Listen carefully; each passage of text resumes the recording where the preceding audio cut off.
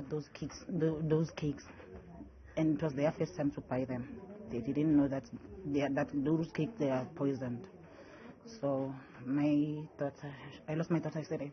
Umakhelwane ubehamba noyise kaMufi ngesikhathi kuthengelwa labafundi amakhekhe ophinde abe ngunina wabafundi abathathu abangeniswe esibhedlela kulandela ukudla amakhekhe athengwe Ethilomu labokufika ulandise ngokwenzekile.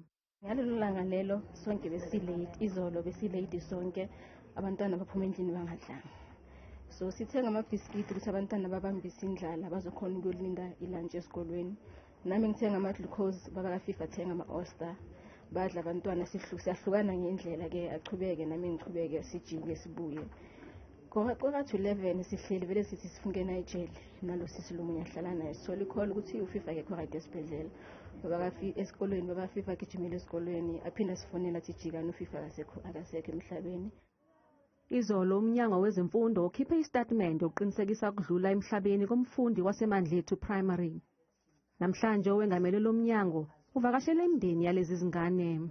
I've been appealing to local authorities, the local government in particular, to really come close and really do its work, monitor especially the health sector, monitor those people, those spaza shop, what are they selling? They need to do more work. Umphakathi aweneme ngalesi sehlo.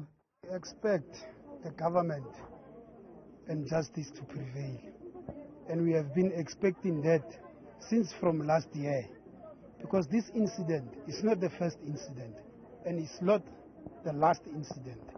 Amaphoyisa asaphenya ngalolu daba.